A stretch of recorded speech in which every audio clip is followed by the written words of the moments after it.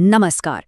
कभी सोचा है कि एक ऐसा नायक हो सकता है जो ऋषि भी हो और योद्धा भी, जिसने अपनी माँ से बेइंतहा प्यार किया हो और फिर अपने ही पिता के कहने पर उनका सिर काट दिया हो?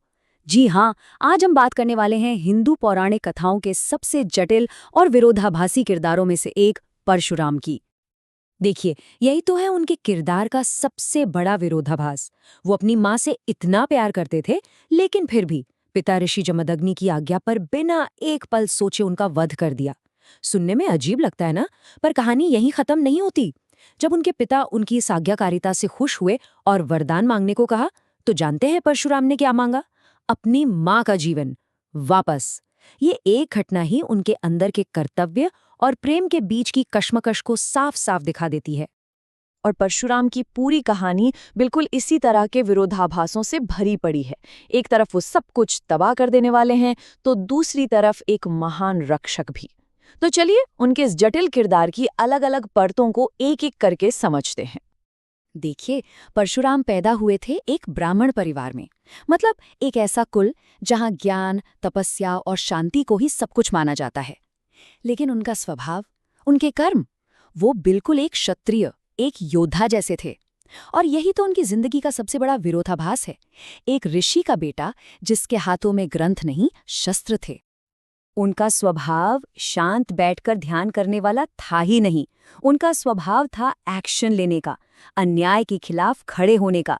और उनकी यही सक्रियता उन्हें अपने ब्राह्मण बैकग्राउंड से बिल्कुल अलग बनाती थी। इसी वजह से वो अत्याचारी क्षत्रियों के विनाश के रास्ते पर चल पड़े।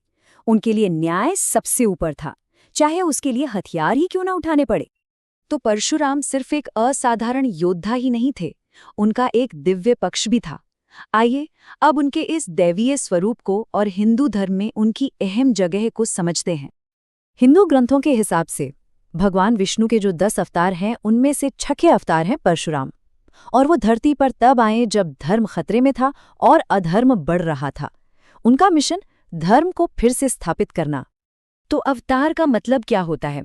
आसान भाषा में, जब भगवान किसी खास मिशन के लिए धरती पर जन्म लेते हैं। अब परशुराम से पहले विष्णु के जो अवतार थे, जैसे मत्स्य अवतार यानी मछली या वामन अवतार यानी एक बौना, वो या तो पूरी तरह इंसान नहीं थे या फिर एक बालक के रूप में थे। परशुराम पहले ऐसे अवतार थे जो एक पूर्ण, विकसित, शक्तिशाली और परिपक्व इंसान के रूप में सामने आए।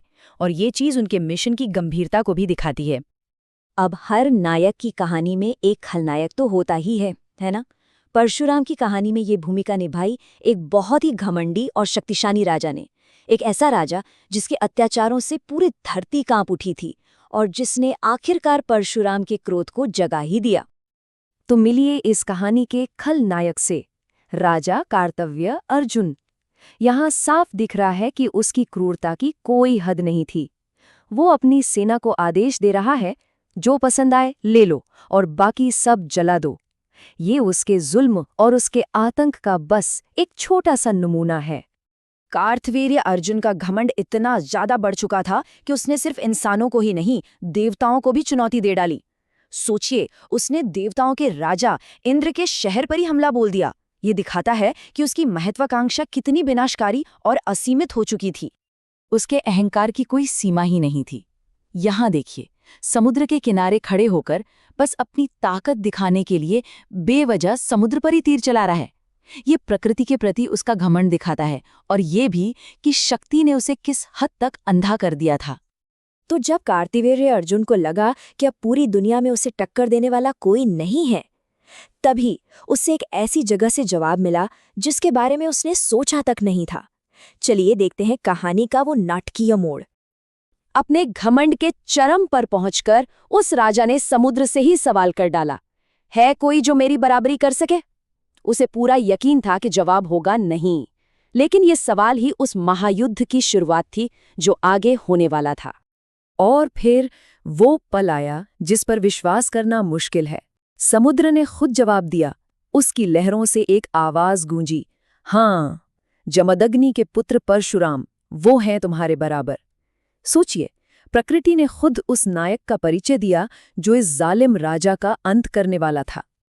लेकिन जैसा हमने शुरू में कहा था, परशुराम की कहानी सिर्फ विनाश की नहीं है, सिर्फ बदले की नहीं है। उनके किरदार का एक दूसरा पहलू भी है, एक निर्माता का, एक संरक्षक का। आइए अब उनकी इस विरासत पर भी एक नज़र डालते हैं। आज भी भारत के पश्चिमी तट पर, खासकर केरल और कोंकण क्षेत्र में, परशुराम को एक निर्माता देवता, एक संरक्षक के रूप में पूजा जाता है।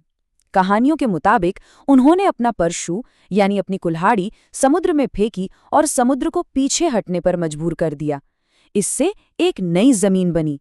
तो देखिए, वही योद्धा जिसने एक पूरे अत्याचारी वर्ग का नाश किया, उसी ने अपने लोगों के लिए नई जमीन भी बनाई।